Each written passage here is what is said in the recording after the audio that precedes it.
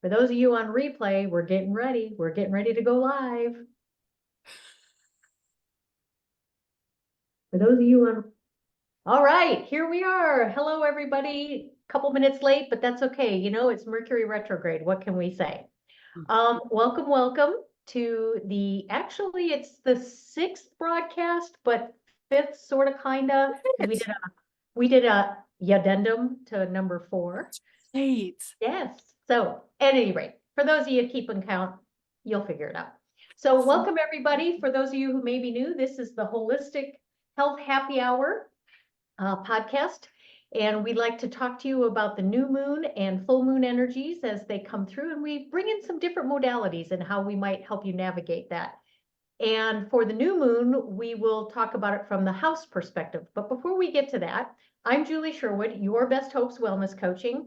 I do the constellational astrology charts. I do root cause therapy work, and among other things. So we talk to you from that perspective, at least in my world. And my co-host here will introduce herself.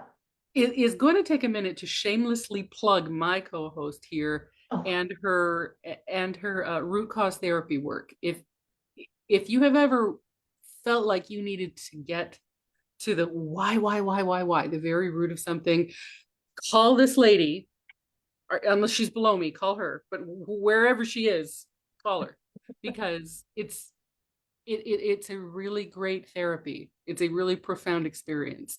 And Julie is lovely. So yeah, if you need help, this is the girl to call. Thank you. Thank you. I am Maria Schumacher. I do a daily astrology blog on the Sidereal Revolution page and the Cosmic Reflections pages on Facebook. I have a new little website, venus-13.com. Where I've begun offering some services in my capacity as astrologer and lifetime practitioner of Wicca and esoteric practices. So I don't pretend to have answers, but I am happy to help you find them for yourself. And my shameless plug to my friend is her diva of the dailies. I mean, really, if you really want to know what's going on, and in half the time, I've even got the software and I go look for the transits.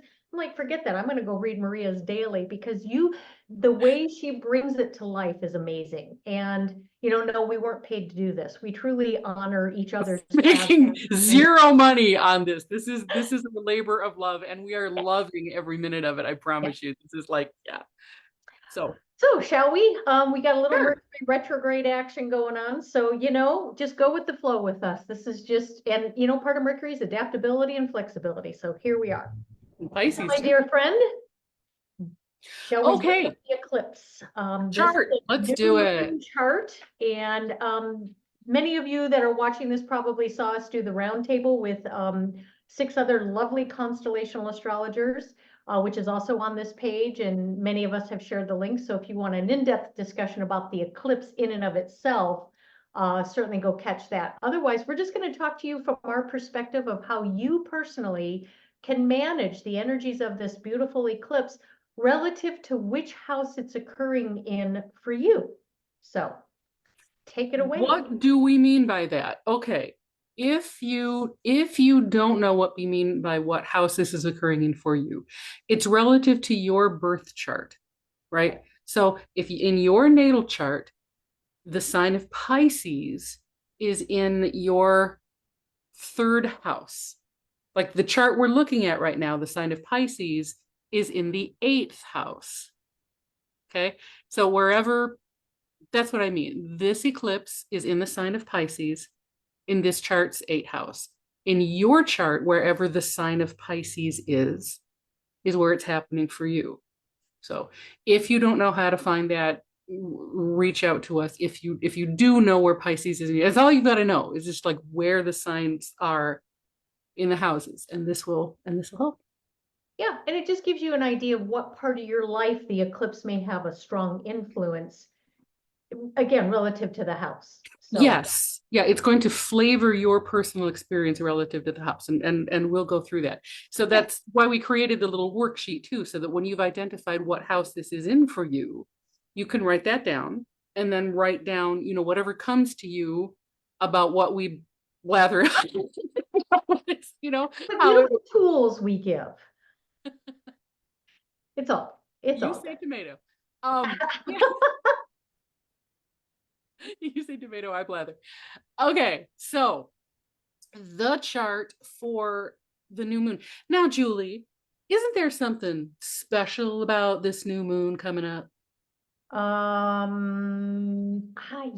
think there's this eclipsey thing going on, Yeah. and the fact, the other special thing is look at the chunk of planets and luminaries in that area of the chart.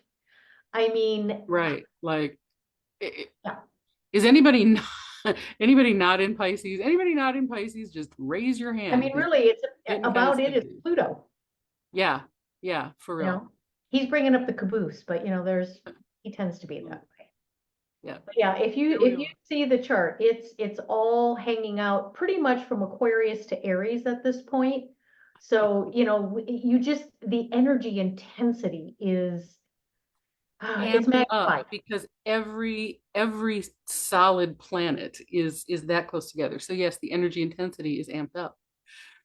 We know this is an eclipse not only because we've been hearing it on the news nothing Ad but for nauseum. 3 weeks now, but because the sun and moon are coming together, that's a new moon, near one of the moon's nodes.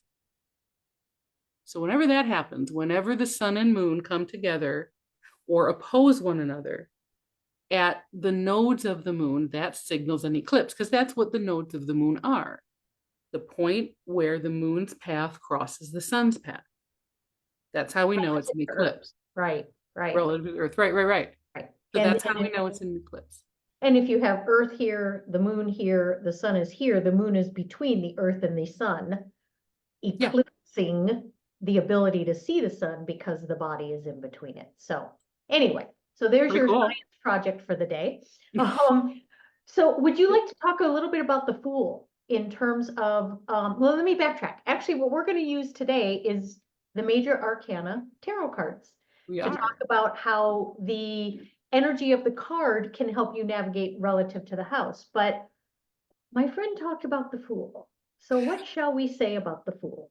What shall we say about the Fool? So, because this new moon is in Pisces, first of all, because it's a new moon, because it's an eclipse, because it's in Pisces, because Chiron, the wounded healer, is also conjunct, and because Mercury is retrograde, and because Uranus and Jupiter are conjoining one another next door.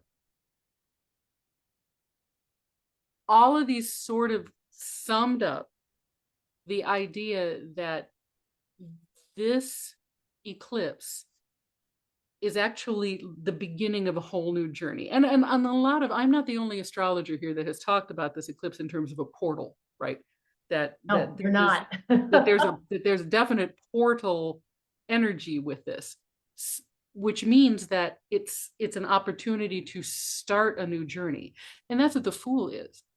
And we're starting a new journey not only in a new lunar cycle, but also in a cycle of healing because Chiron, right? Because Chiron and Pisces with this new moon gives us a chance to heal some very old, very old stuff, like stuff from probably beyond our lifetime. It's certainly in our lifetime. Like if there's, you know, infant type stuff, womb type stuff, stuff that you've been dealing with all your life, now is a chance to heal it. If you feel like that healing is doing more in the greater scheme of things, that mankind has a chance to sort of heal wounds that it has been dealing with all through the age of Pisces, you're right Yeah, about that too. That is something that has definitely been sort of read into this eclipse as well. yeah, So again, because this eclipse is occurring in Pisces and we're coming out of the age of Pisces into the age of Aquarius, at the end of an age, you get to sort of, all right, we need to close out all the lessons of that age. We need to close out all the karma. We need to sort of make ourselves new again so that we don't have any baggage. Right. Now, and notice now, because everything is over here. Everything is over in the Pisces end, the Aries Pisces end.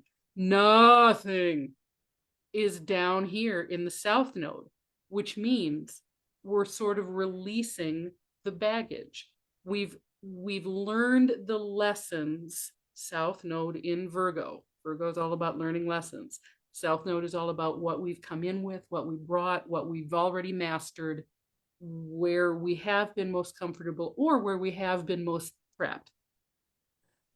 So we're releasing all that into this new moon eclipse portal at the North Node, which means that we've gotten our innocence back. We're the Fool again. Talk about the Fool card, Julie. Tell us what's with the Fool card. Well, and I noticed on Facebook that when one of us is talking, the other one's screen doesn't show. So I'm going to talk for a second and show the Fool card. And, he's got a bit of the joie de vivre, the laissez-faire kind of attitude. He's very playful looking, and, the garment that he's wearing is fun. And he's just got that, arm in the air, I don't care kind of attitude. However, there's a little bit of a cliff here, and there's an abyss. So you've got to really, take heed that you can be a bit, disregarding, all the details, all of the what's the word I want? All the planning, all the forethought, all of that, and you can just go with it. But by the same token, you can't take such risk that you don't take a look and see what's down underneath that abyss. So there's a little bit of mindfulness, but that's the South Node too. What lessons do we bring forward before we take that new jump off the cliff again? Right? And that can help us soar over the abyss as opposed to fall into it. So I think that's really important as well. And then the other thing too, I was thinking as you were talking about the nodal path, is the fact that with that North Node, we have all the toolbox up there with us pretty much, with all the other planets to help us see that this is one big journey that the collective is asked to take on.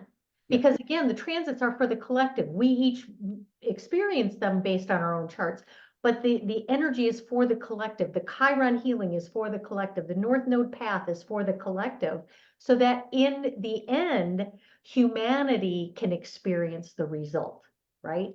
So there's that. And then I don't want us to forget to talk about the Venus and Mercury retrograde conversation. The alchemy between Aphrodite. Oh, yes. Yes, You yes, brought yes. that up, so I'm going to let you bring that one on. So, one of, I would be surprised if people didn't agree with me on this, but one of the big areas of healing, right? One of the big problems with the age of Pisces has been that duality, right? Most especially in the opposition of male and female. Yeah, the yin yang. The yin yang, that they become too separate, and that one has vied for dominance, right? So Yes. too much yang, not enough yin, too much masculine, not enough feminine. We've really been working on rebalancing that in the last 50 years, especially, like exponentially since the beginning of this millennium. But that has been, I think, one of the big challenges. Something that is going to happen during this next, after this eclipse portal opens, not too long after that, is that Venus and Mercury are going to come together in Pisces. Venus is also known as Aphrodite. Mercury is also known as Hermes. You bring them together, you get the hermaphrodite, which is the alchemical combining of the male and female. So that's one of the things. And what that is, alchemically, it's an internal process. It's not literally losing your gender, but it is resolving the male and female within you so that they are one within you, so that you are whole, they are equal. And when that happens, then we can move to the next phase, Right. right? So that's kind of a fun little kind of a thing that's also going to happen here. And And I made mention when Maria and I were kind of doing our green room chat yesterday this, you've got this masculine energy, this Mercurian energy, in essence, drowning, for lack of a better term, or surrendering to the divine waters of Pisces. right, He's going back to the womb right, right. for a new way, and especially in retrograde, right? He's recreating how he's going to show once he gets that forward momentum and has the conversation with Venus. And because it's the womb, the divine feminine is not meeting him with dominance. She's not, No, taking the place as superior. She's meeting him with compassion, exactly, with exactly, yes, with the most compassion possible in right, Pisces. There's Yeah, compassion could be like the big theme song of this whole eclipse, right?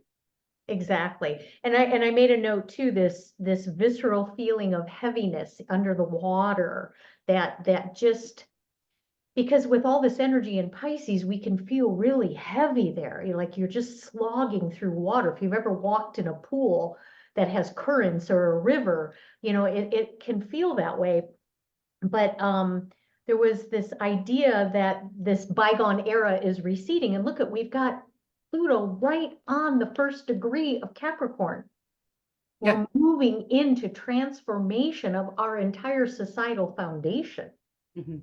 So this is very auspicious. So Oh, yeah, societal, religious, justice, if it has a system, it's getting revamped. yeah, Medical, monetary, yeah, yes, it's all. And it needs to, in order to reverberate with that new energy, with that new song of right. the harmonized male and female. It's all very cool. And the other thing was too, is this Mercury retrograde, Mercury, the planet of communication, interactive conversation, whatever. Mhm. We are being so bombarded with information. We're literally drowning in information right now. So this is an opportunity for us to step back from all of that and tune out the overload, right? Because now is the time to just really surrender and be with this new rebirth that's coming with this eclipse. And then you can pick and choose how you manage this information without having to take it all on, right? Yep. Get in your own dang boat and paddle. Well, that's Big Poppy and Uncle Dave. But Well, yeah, that's Big Poppy, Dave.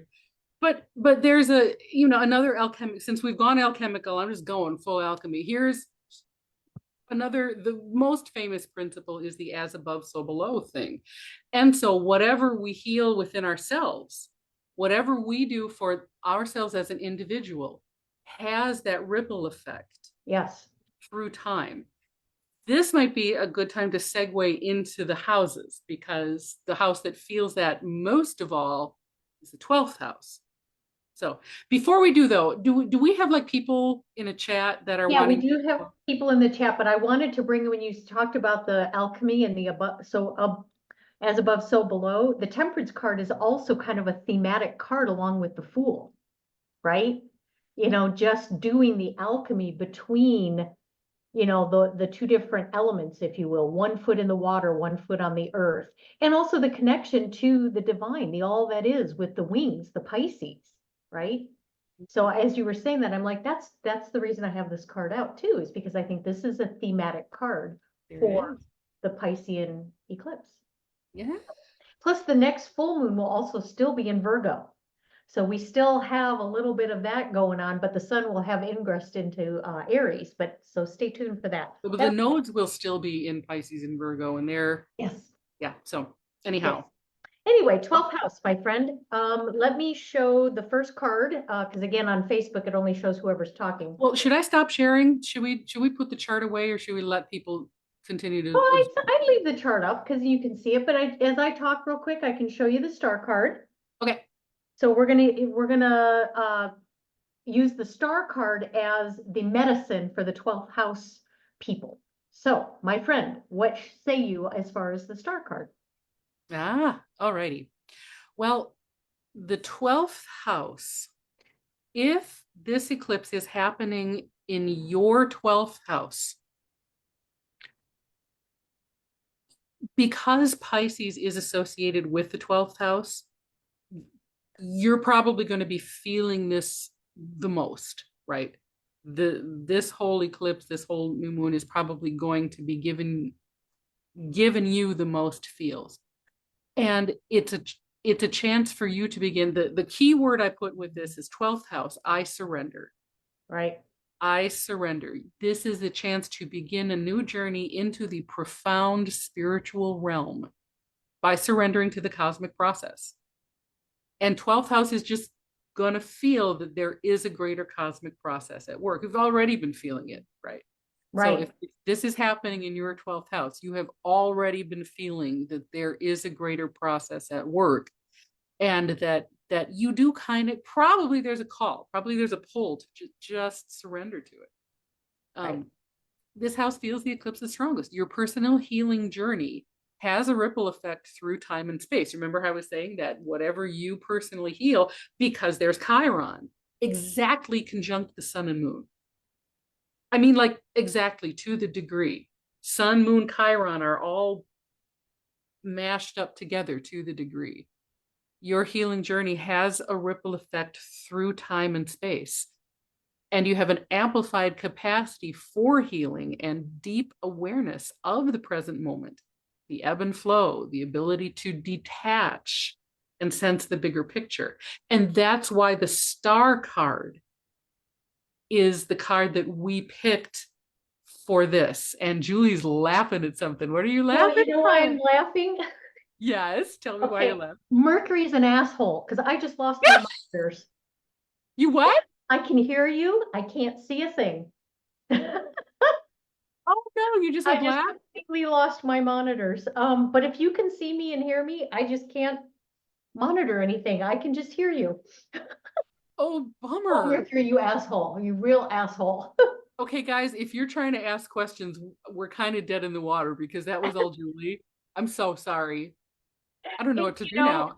it is what it Okay. is. And I'm happy to pick up the questions on Facebook. I don't want to stop the stream. So, We here. love you. We're gonna I honestly don't know how to pick up all the questions. That was Well, what I think I will do, and see, this is called the flexibility of Mercury. ah, I will pop on my phone and see if I can follow from there. So there you go, oh, my dear friends. I just have to laugh. I mean, at this um, point, what do you do? If you don't, you'll cry otherwise, right? right. Because of course something like this is gonna happen. It's all good. It's all So good. anyway, I don't care. back to the 12th house and the star card. If this Yes, is happening in your 12th house, you're going to be feeling it most profoundly. You're going to be sensing that deep DNA healing the entire age of Pisces kind of thing. The star card speaks to a connection with the superconscious, right? right. It's just this is your star. What do we got here?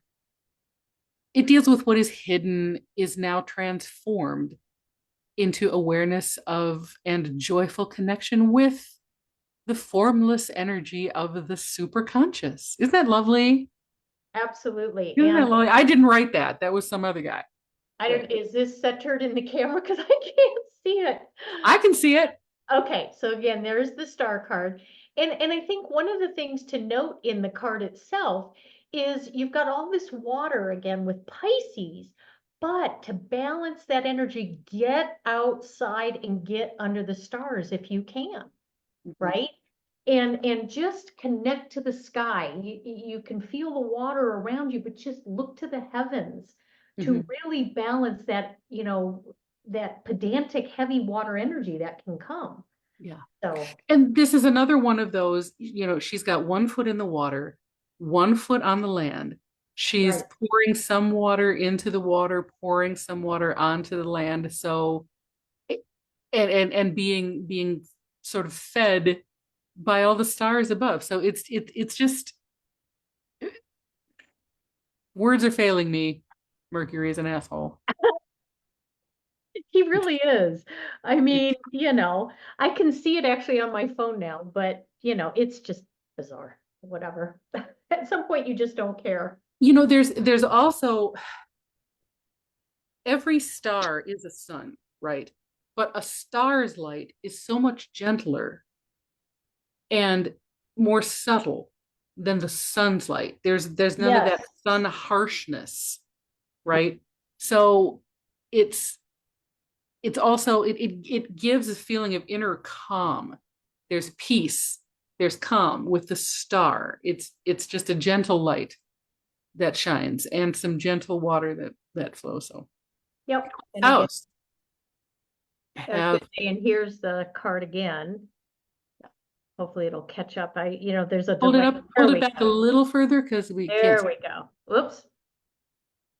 There you go. Come Okay. on. There we go. There we go. There we go. There's a little delay too, so it takes a minute. But Bit weird. anyway, star card. All right. Are we on to the 11th house, or do we have anything else for the 12th? I No, I think that's good. I think that the 12th house mostly, the star can be a good guide for it, but mostly just sort of let it happen and remember that it's happening big. And so it will feel there will probably be a feeling of real disconnection from yourself at some point that something really is weird, but try not to freak out, I know that feeling. right? Right. 11th house. Okay, so I'm going to show the sun card. We picked the Take sun half for the a 11th. second here. Yep. Because I've got to talk for it to show on the film, on the camera. There we go. So there's the sun card. And And we chose that one because the 11th house is about I have ideals. If this eclipse is happening in your 11th house, you have an opportunity to become a community leader. Build community by intuitively sensing the needs of the group. See, there's that Pisces intuition. yes, Healer of group dynamics, innovative ideas for more inclusive and compassionate futures. So that's combining kind of the best parts of Aquarius with the best parts of Pisces. yes, absolutely it is. And that's why the sun, because you're going to be the beacon that gets looked to for that group dynamic healing. Right. And and why that is because the 11th house is opposite the 5th house. The 5th house is Leo, that sunshine, I am the beacon to which people, are drawn. So you're going to be pulling from that opposition, I think, in this case. Yeah. So community leader, let your sun shine. Yeah, that the sun that is the light in the darkness, like you said, the beacon of light. Mm-hmm. So And if you're not sure how to do that, if you're like, oh, how do I shine? Well, this is another one of those surrender to it. You're probably going to. So if you will find yourself in that position without having to put a ton of effort, that's another thing about Pisces, is that a ton of effort doesn't have to happen. It's more about the surrender than the Virgo and effort. We've already put in the effort. The Pisces Virgo opposition tells us that we've already done the work. Now we just have to surrender to the process that we've put in motion. And that's why the imagining the very best future, the very best outcomes is so important. I'm going to harp for a second, right? I'm going to harp for a second on the Fool, and I'm going to harp for a second on Mercury retrograde and on Dave and Big Poppy coming together. Because this is an energy of becoming, it's so important that we imagine the very best outcome because we can bring it about. If we're spending all of our time focusing on what we don't want, what makes us angry, and just focusing on the anger, wanting to punish, wanting to dominate, yeah, That's not what we want. And that's not an energy really that is even going to be compatible with the future. That's resisting. Well, We, I yeah. was going to say the other thing too is the fact that Uranus rules Aquarius asks us to be authentically who we are meant to be, Yes. right? Yes. Yep. From a humanitarian and compassionate perspective. It's the other thing that because of that Yeah. Aquarian, people don't realize that about Uranus. They think, I think so many people are scared of this Uranus Jupiter conjunction coming up, and it's like, no, no, no, no, you don't understand. Uncle Dave is so awesome. He really, it's a benefic humanitarian creative energy, sort of guised in chaos, but only if you're too devoted to the status quo. Yes. Yes, because he shakes up the apple cart and asks for that Right. spontaneity. Right. Mhm. Okay, so we should move on. Are we 11, ready that's for the 11. Okay, so I'll talk for a second so that it goes to the screen here so I can also see on my itty bitty little phone. Again, Mercury, you're still an asshole. So here's the 10th house. We have justice. Card for the 10th house is justice. Yeah. All right, my friend, tell us about that. 10th house, I have purpose, right? If this eclipse is happening in your 10th house, you have the opportunity to clear karma and to begin a new career path that reflects the true you and is based on a more empathic, it is based more on empathy and compassion. Yes. Align career and life paths. That's going to be the big cool thing about 10th house people is that opportunity to align your career path with your life path and approach every aspect of your life with more empathy and more compassion in a way that reflects the true you. Well, and I'm going to show the card again real quick. Hopefully it'll come up on the little screen. Now I've got a nice delay here. So you see that there's the sword being held upward and then the balances being held. So the scales, that's what I'm trying to spit out, Yep. showing the balance. And then the sword itself, and again, I'm waiting for the video to catch up. Anyway, the sword is the beacon of truth, right? Be truly who you are. Stand in your truth as you go forward with the purpose you are here to do, what you're meant to be building. Yep. It's one of the things about the justice card is again accepting responsibility. And now here's that 10th house with the Capricorn energy. 10th house is associated with Capricorn and responsibility and structures. And justice card wants to remind us that, we are responsible for accepting who we are, and we're responsible for bringing ourselves into being by what we do. Yes, absolutely. Absolutely. And that's really important. Just keep your eye, and they're both equally important, right? That balance and the authenticity of who you are. Yeah, in a way you surrender to it too, like we were saying. The Pisces is really, I mean, it really is, and it's surrender not in a sense of complacency, it's surrender in being in that place of flow and recognizing that certain things come because we're meant to experience them. Again, not in a take it and lay there and be abused, but just in a sense of being with what's showing up and moving with it rather than trying to paddle against it. Mm-hmm. So, Very much. all right, are we ready for number 9? 9. Okay, so we have Judgment, which is also known as the Rebirth card. Mm-hmm. So as my delay catches up, I can center it a little bit better. There we go, back up. All Down. right. So what say you about this lovely card, my friend? Okay, if this eclipse is happening in your 9th house, the key word here is I expand. You have the opportunity to begin a new period of spiritual freedom and wisdom, an open mind and a higher level of understanding interconnectedness. So yes, this is and this is judgment, right? Go on about the judgment card again, Julie.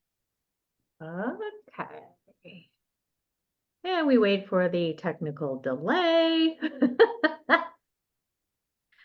Okay, here we go. There's the judgment card. And you notice the arms of the people at the bottom, they're opening up into an expansion to the heavens, right? It's a matter of it's kind of a metaphorical replication of that opportunity to expand into spiritual freedom. Bingo. Bingo. Yep. Ninth house has Jupiter energy, is associated with the sign of Sagittarius and Yep. has Jupiter energy with it, that expansive, but mostly that expansive mind, spiritual freedom and wisdom. So wisdom especially, and here's where we get the Pisces. Yeah. And understanding the interconnectedness. This ninth house wants to understand those big concepts. And so this is going to be a real mind opener for you.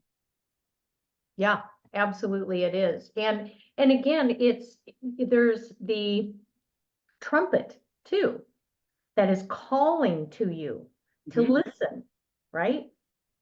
So you see the trumpet there. And it's a call from the heavens. So there you go. All right. Anything else on the ninth? I don't think so. Okay. I don't want to feel like I got shortchanged, but I think we kind of quickly covered it. Yeah. All right. Eighth house. Eighth house, I transform. So I am showing the high priestess.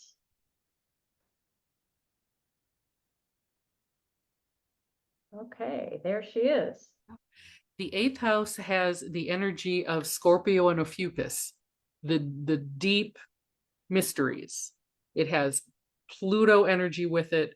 So we're talking about death, sex, some of the most life's big transitions is how we put it. If this eclipse is happening in your eighth house, you have the opportunity to begin a transformative journey of understanding life's big transitions and a chance to balance the spiritual and material aspects of life, right? Yes. The eighth house is opposite the second house. So we need to not be too deep into the mysteries that we like forget to eat, but we also don't need to be, so earthy and into our bodies that we forget that we're going to die. Right? Yes, So exactly. yeah, so that's kind of what this eighth house journey is going to open up for you. So if this is happening in your eighth house, it's going to be an interesting ride. You will understanding life's big transitions. So you might get a little bit obsessed with death and with sex and with, all right, well, what is money? What is what's another one, Julie? The mysteries, and maybe you sort of dive headlong into an esoteric pursuit. Like, I really want to, I really want to look at this mystery. How about the obsession with the eclipse? Not just that you're listening and finding out about it, but obsessed with it. Yeah.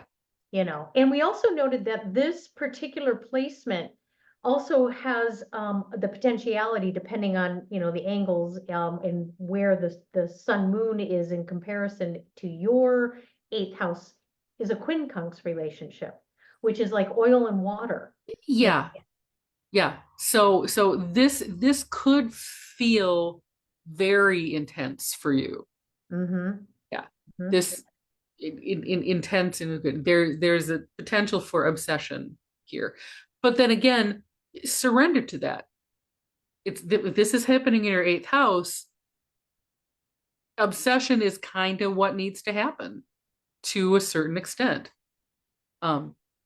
Because sometimes that's in many ways the only way we learn about life's big transitions is to immerse ourselves in them. You can't read a book about your first orgasm and really know what that's like. You can't read a book about your first period and really know what it's like. So yeah. So this could be a very interesting ride for you. Hence the High Priestess card. Yes, and I'm going to show her one more time. And the other thing to note in the High Priestess card too is the pillars, right? Dark and light, balance. You can go down into the occult, the dark, the hidden, the shadows, but you got to come out into the light, or you will drown in the waters of Pisces in the process. So it's really important to find that balance between the two. You can surrender, you can go digging, you can even be a little bit obsessed, but don't let it become to the point where you can't come up out of it. Well, again, a chance to balance the spiritual and material Yes, aspects of life. If this eclipse is happening in your eighth house, the South Node is in your second house, right? So there's a part of you that has already mastered keeping your feet on the ground. yes, There's a part of you that knows how to do that. And so I think it's fairly safe to say that it's okay to get a little bit lost because you know this is where you can really deeply trust yourself, which is another Pisces thing. And so perhaps more than any other sign, the eighth house people are going to have to trust themselves because you are going to want to go to those extremes, those Plutonian extremes, and you're going to have to find your way back, and you can. And just try to remember that it's like, yeah, I got my north node in the second house. I know how to get back. yes, I know where the refrigerator is. I can sleep. Yeah. yes. And it really sometimes is that simple for somebody who's deep in the eighth house. They have to remember to sleep. They have to remember to feed themselves. Like, all right, how long has it been since I bathed? Okay, I've got to bathe. It can be a very profound, it can be a very beautiful experience too. If you surrender to that Ophiuchian Scorpio wisdom, the eighth house can be a profoundly beautiful. So in a way, I'm like jealous of the eighth house people. This could be this could be a really transcendent time for you, a really awesome time. Just, have some snacks nearby and don't forget to bathe, please, for the sake of all of us. Just Yeah, true that. Well, and the right. interesting thing too about the transformational piece and with the eighth house, this is also about vulnerability and trust.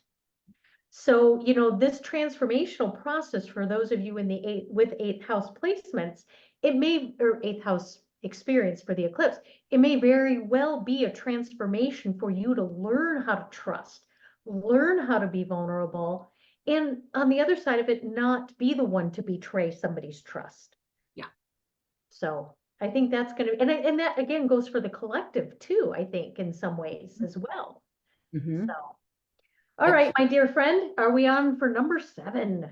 Seventh house. I relate. Card is the lovers. Yep, and it's coming on up on the camera at some point. There we go. Yep, the lovers. And of course, the 7th house is all about relationships Yep. and being in partnership with other. It doesn't necessarily mean the lover partnership. It can mean a business partnership, a friendship, family partner, or family relationships, but it is the concept of doing this in harmony and balance. Mm-hmm. Mm-hmm.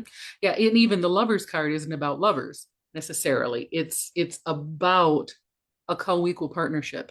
So if this eclipse is happening in your seventh house, you have the opportunity to reinvent your relationships and the way you relate to others from a more spiritual and intuitive approach. Heal Yes, places and more importantly, here comes Chiron, to heal places where you've lost yourself in other, right? So this can be a very, very good way. We were talking about the hermaphrodite, right? That you guys might feel that merging of Hermes and Aphrodite the most. You might be the ones on the front lines of bringing that masculine feminine back into balance and harmony because that's the energy. that you're running through this. That's sort of the lens through which you're seeing this eclipse. And going from a place of codependency to interdependence, right? So, and this is in my seventh house. So I'm thinking about, all right, if I tend to be the yin energy and constantly doing all the nurturing, or I mean, receiving all of the nurturing, then how do I be the one that gives the yang energy and perhaps in partnership with the other who happens to be in the relationship I'm focusing on? How do we maybe switch that up a little bit and get a little bit more balance if it's been tilted one way or the other? And new relationships may come in for you Yes. as you recognize where your imbalances are. Like, I really would like to not be the one who's always having to make money. Yeah. I really would like to be the one who allows somebody to take care of me for a change, or vice versa. I really would like to be the one who, protects for change instead of always being seen as the damsel in distress. Maybe I'd like to make some more decisions and be more assertive instead of always just sort of letting people tell me what to do. Yeah, and if you do this from again, that intuitive Piscean energy, you may also find that there are people who don't connect to you in that way anymore because now you're really trusting that higher self, that inner self, that divine guidance, if you will. And you may have been holding on to things for a codependency kind of reason. And now it's time to go, you know what? That might have served its purpose and it's okay to let it go. Mm-hmm. So, A lot of it usually ends up to be, lovers, spouses, and bosses, coworkers, the most intimate and the most potential for imbalance are those kind of relationships that usually get most attention in the seventh house. yeah, So don't be surprised if there are shakeups in your relationships, but I can almost guarantee you that these will be things. If you end up leaving a job, you will have been thinking about it. If you end up leaving a relationship, you will have been thinking about it. And if you end up sitting, I really know the kind of relationship I would like to have. I feel it. I can feel it and I can put myself there. Don't be surprised if you're calling that in. It's right. that piece that you suddenly know you need to rebalance you, whatever that is. I You know, really need a partner that drinks coffee with me in the morning. and I think Chiron will help that too, right? Yeah, yeah. Yep, Chiron there is a good one. Yes, yes. All right. Now we're about halfway through. So we are on house number 6, Wheel of Fortune. So I'm going to hold it up and talk for a second so it shows up on the camera. And here we are, Wheel of Fortune. I'll back it up a little bit. And pray tell, my friend, why did we pick Wheel of Fortune for the 6th house? All right. Sixth house, keywords I do. If this eclipse is happening in your sixth house, you have an opportunity to begin a new period of improvement and refinement that has as much spiritual as practical application, right? Yep. A new period of improvement and refinement that is as much spiritual as practical. And again, this is going to be amplified with this eclipse because the South Node is in Virgo and the sixth house is associated with Virgo. So, just like the 12th house is kind of getting it amplified, the sixth house also will, but not to the degree that like 12th house because freaking everybody's there. Um, right, right. Party in the 12th house. The whole Sixth chorus. house is sixth house has Lilith, and don't underestimate her wallop packing. She's been spending a good deal of the time conjunct the South Node down there in Virgo. Yes.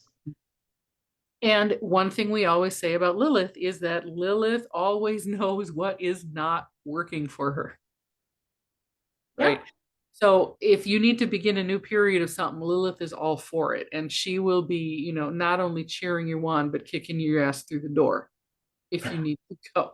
I mean, she really will. The Lilith Black Moon does tend to speak about parts of ourselves that we don't like, right? That, I don't like the fact that I bite my nails, right? She's like, well, tough shit that you don't like it. You have to notice that you bite them and get some help for it, if that's a very benign example, but that's kind of the whole Lilith thing. Like, if you don't like it and it doesn't serve you, then fix it.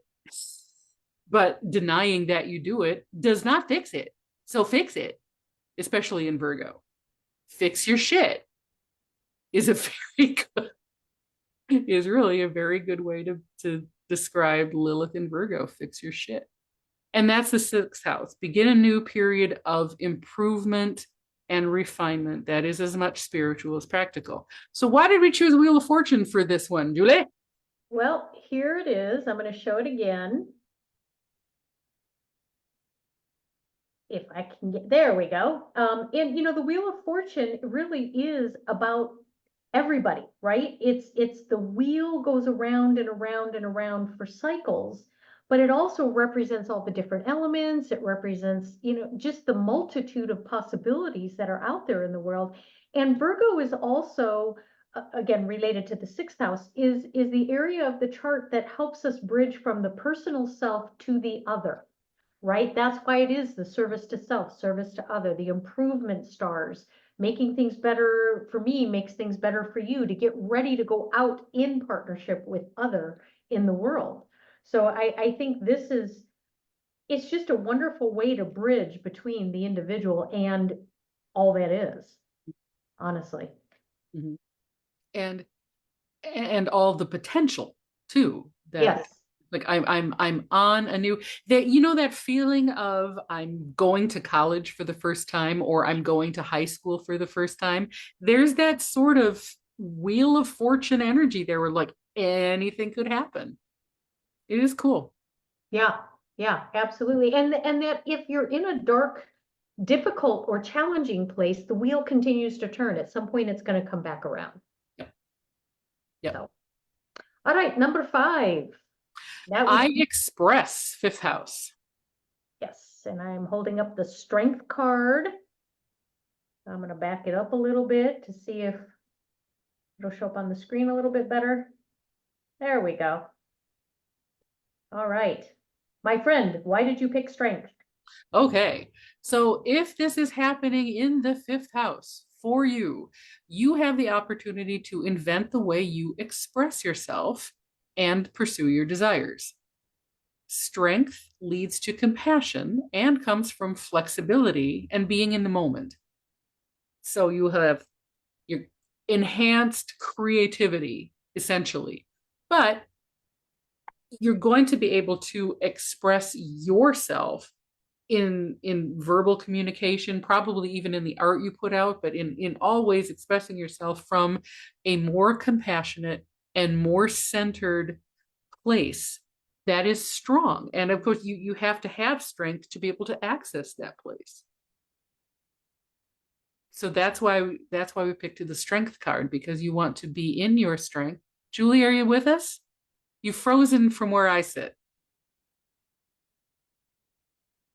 Uh-oh.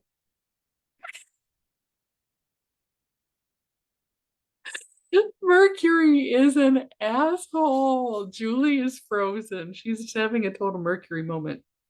I will continue to filibuster until maybe she comes back. But again, the way you express yourself and pursue your desires.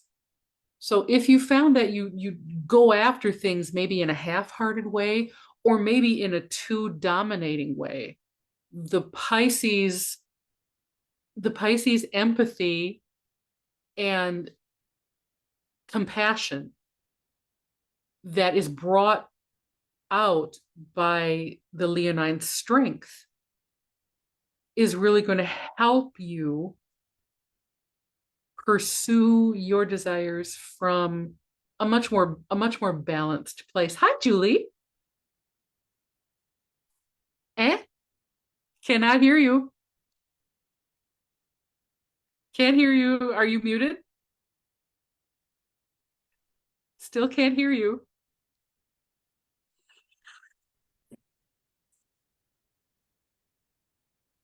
Okay, can you hear me now? What house is this for you again? Where is this It's my eclipse? seventh house, believe it or not. Good Lord. I am telling you what. So is Mercury in your eighth house then, right now? Yes. Oh my God. Hello, everybody. Oh my God. All right. So there you are. All of a sudden my camera light went out and it's connected to my monitor. So, okay, whatever you ask, wipe. I love it. Sorry for the profanity, but it seems to fit. It's okay. I filibustered through the fifth house while you were in. Do you have anything to add about why having strength in Pisces is very cool? Well, I think part of it too, and I don't know if this is going to show up can you see the card on the I can camera? see Because it. Yeah, yeah, yeah. I can't see Jack Doodlies right now. So I think one of the biggest things about the strength card too is there's that sign of infinity over the top of her head. So it's that infinite wisdom when you express yourself, right? Come from that place of strength, knowing that your inner voice, Pisces, is speaking, and there is an infinite wisdom in being connected to the divine. So that's what I bring up with that. Nice. All right. Next. Okay. Fourth house, I feel. And All we right. have the Empress card. Can you see it? I can see it. All right. Because I can't. Okay. I can see it. You could bring it a little closer to the screen, maybe. Yep. Okay. There she is. Gosh, I'm sorry, everybody, if we're missing your questions. Yes. That's okay. I'll go back and field them later. We So, we we really love you. It's not yes. personal. Blame him. Um, okay, fourth house. If this eclipse is happening in your fourth house, you have the opportunity to reinvent your emotional relationship to home and family. And this could be really important for some people. A better balance of career and home, and insights fostering peace with one's familial past, right? So Right.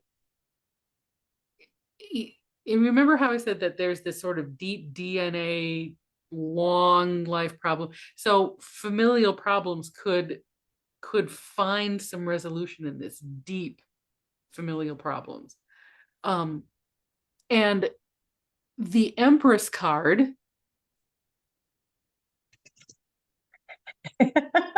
ta-da! Why did we pick that, Julie? Well, because she represents the mother energy. She's the fertile one, the one giving birth. And the fourth house, relative to Cancer, relative to the moon, is the mother archetype. She's all about the familial line, the fertility, the birth, what else did I write down? Comfort and pregnant with possibility. Yep. Yep. So, and you can see she's just got all that lushness around her. Yeah. Well, and that's the other thing we talked about was the comfort of the arms around you with that motherly hug, that feeling of warmth, security, nurturing, right? Climbing up into the lap of your grandmother, that Mhm. kind of thing. Yeah. So, And again, if this is in your fourth house, then it's opposite the 10th house. So that balance of career and home.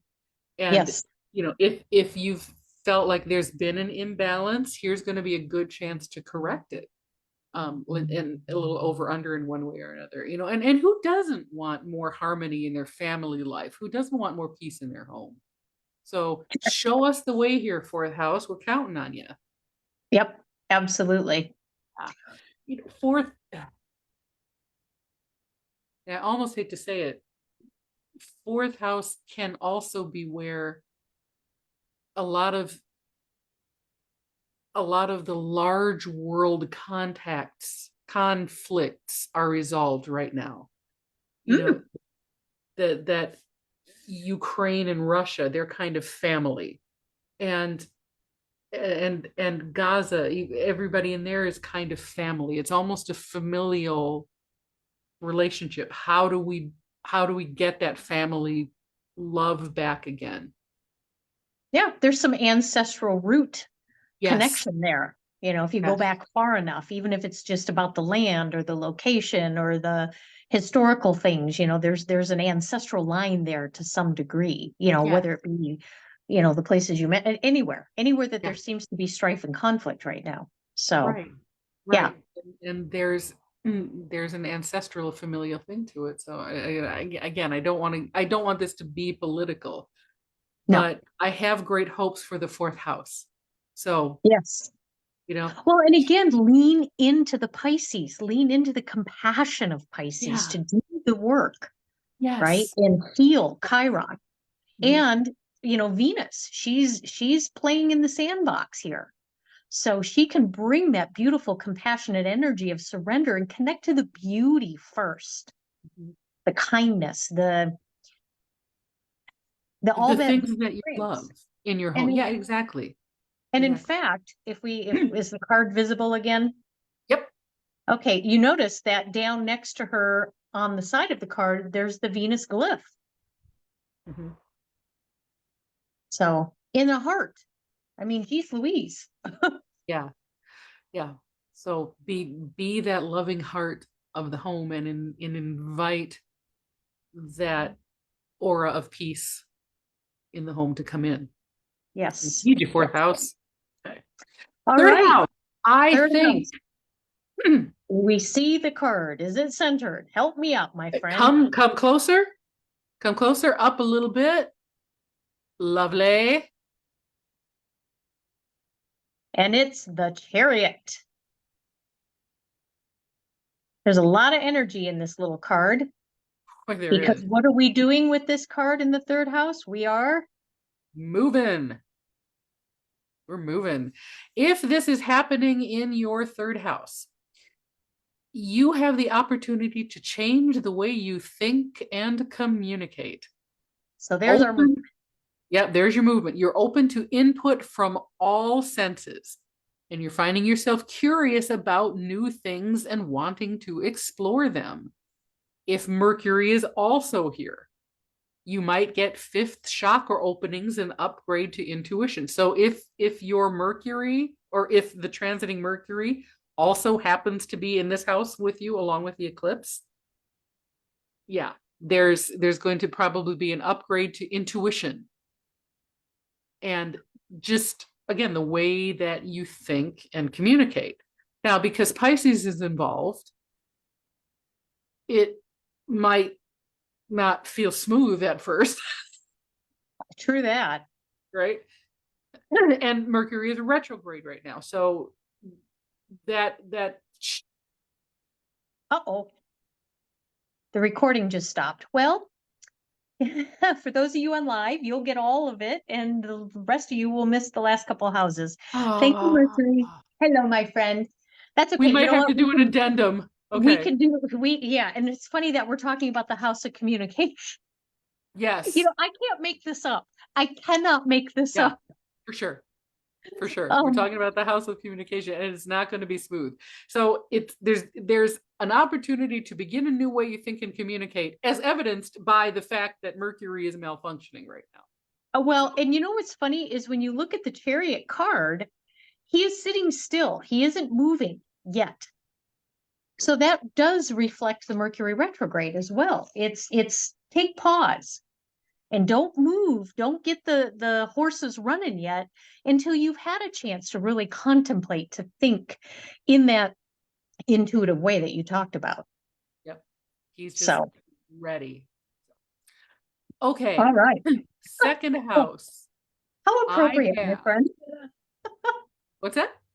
I said, how appropriate that this card is the second house right now. Exactly. It's just timing of everything. Now before you panic. Okay. So second house is the house of I have.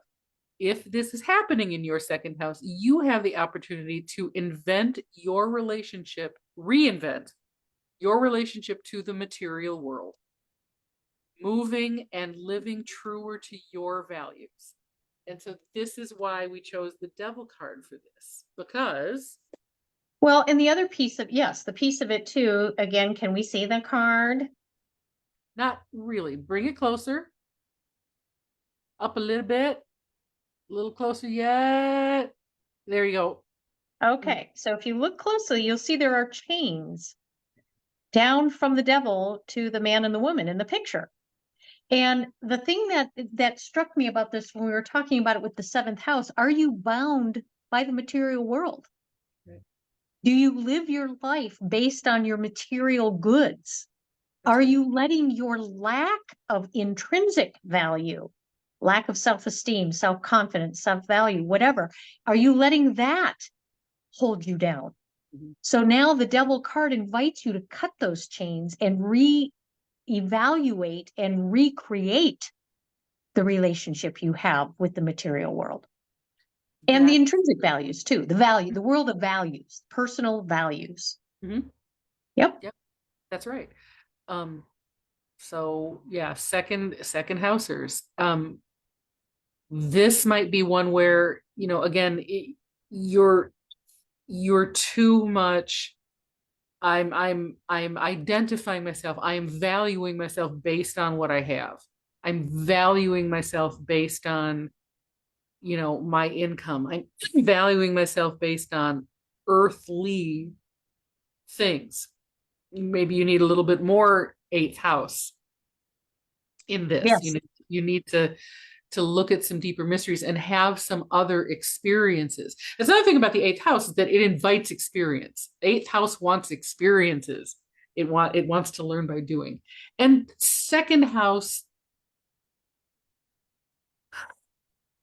needs that pull to experience because it can get a little too complacent sitting in the garden. Even if you really love everything you have, you can get too attached to the what you have.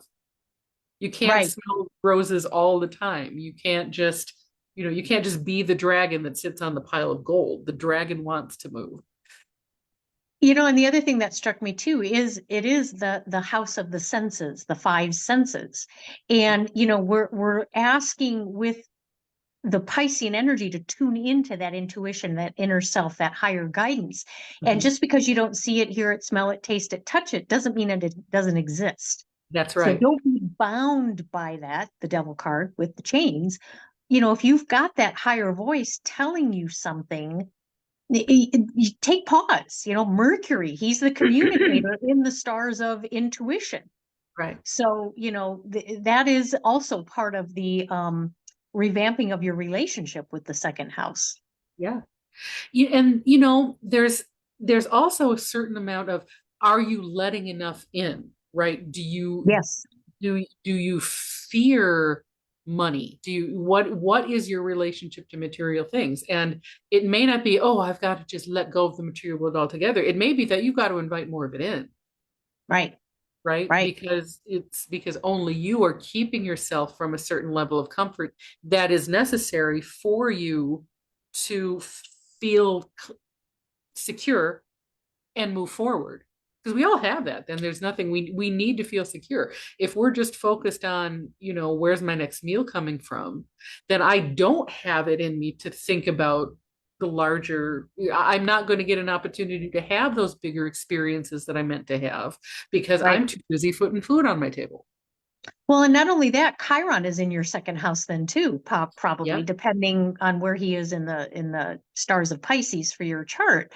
But Yeah. that there could also be some fear of scarcity and fear of lack being triggered by Yeah. the transiting Chiron, right? Yes. Yeah.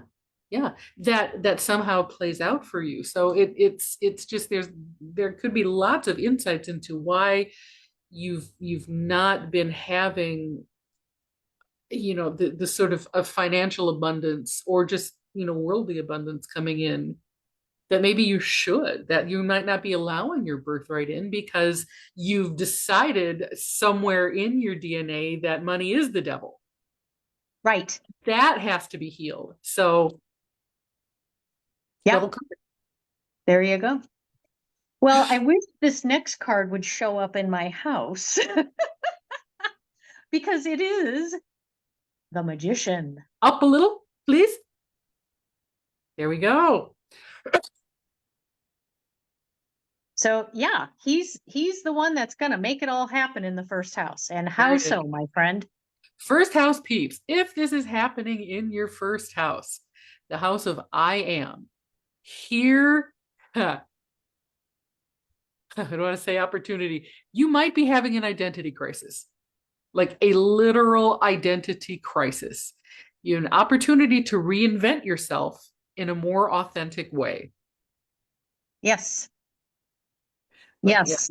yep. So hence the magician who is actively in the process of reinventing himself in the most authentic way, using all of the tools of the alchemist's toolkit. And I can bring him in again. There And he you is. also see him pointing upward and downward, as above, so below. Pisces, Virgo, the axis of the nodal path right Yeah, now. And the alchemy of all four suits in the tarot, right? You know, you've got your cups, your swords, your wands, and your pentacles, using all of the elements, that's using right. all of them as that part of reinventing yourself as the alchemical magician. Yep. Yep. Yep. Yep. And again, as above, so below. What you do in your personal healing ripples to the greater whole. Yes. So you reinventing yourself helps the rest of the collective reinvent itself too. And the first house, of course, has the energy of Aries behind it. Yes. Who's, The who's fire. in Aries right now? Oh, Lordy, we've got the friends, Big Dave and Yep. Poppy, finishing Dave. the last few stars of Aries. Yep. Yep. So there's a huge along with this eclipse is that first house, brand new journey, reinvent yourself. We've got the big heavy hitters of benefic reinvention, Jupiter and Uranus. If you're going to reinvent yourself big time, those are the two that you want in your corner. So again, when I say identity crisis, it may not feel terrible, Right. but it will certainly feel like, all right, I'm going to be a whole different person than I was when I'm done with this. Yeah. Yeah, absolutely. And the fact that those two are getting ready to move into Taurus too is we're finishing those last few stars of Aries. You've matured into what Aries calls for. Yeah. So, yeah. Well, my friend, do you want to take the share screen off and then Yes. a little wrap up? And of course, this is for those of you on live. I'm so profoundly sorry for those who may catch the replay later, but we will. Oh, now I can see myself. Well, hello. Hi. Move out of the sunlight there. There we go.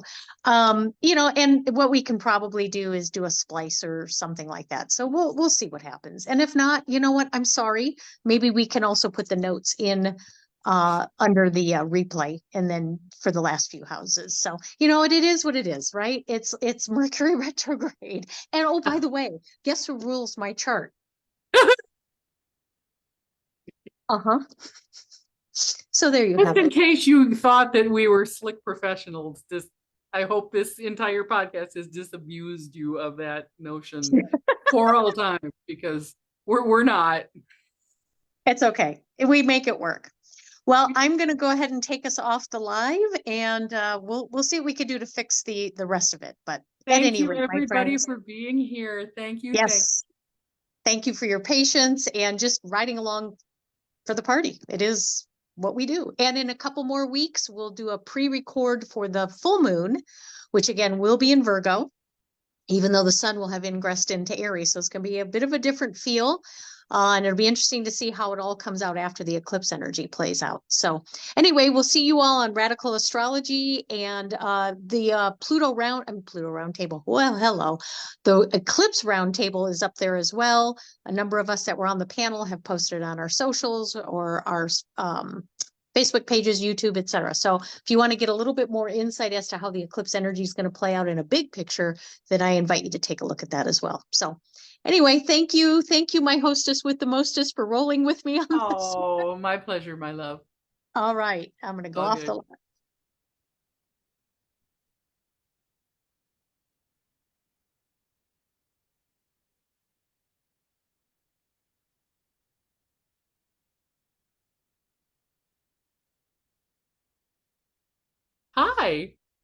Hi. Hold on. I think we're still live. Are we still Stop. live?